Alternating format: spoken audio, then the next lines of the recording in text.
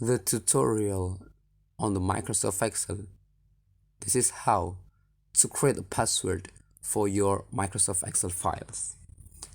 On these occasions, I have a tutorial for you to make a password or to create a password to protect your Microsoft Excel files. Okay, that's very interesting to know. If you have an Excel files and it is private files and you do not want other people to open your files freely, so you need to protect or to lock your Microsoft Excel file.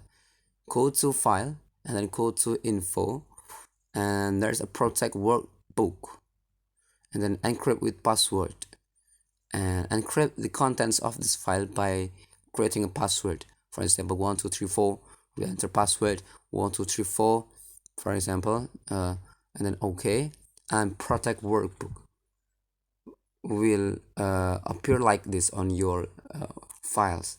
A password is required to open this workbook. Okay, it means that you successfully have protected your Microsoft Excel files. Okay, and then save as, and then we will save on another folder.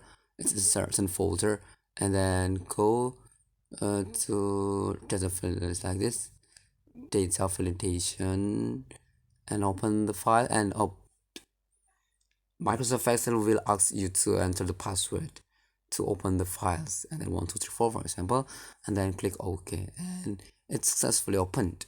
So that's how to create a password for your Microsoft Excel file. So your file will be saved by Microsoft, and also the other people need a password to open your files. Okay, that's very important. You can combine your password freely. You can be capital letter or small letter, or by numbers or some signs, and it means that the password that you create is easier for you to open, but it's difficult for the people to know how to open. So your Microsoft Excel files will save. Okay, and hopefully this might be useful for you. See you soon on the next video, and bye bye.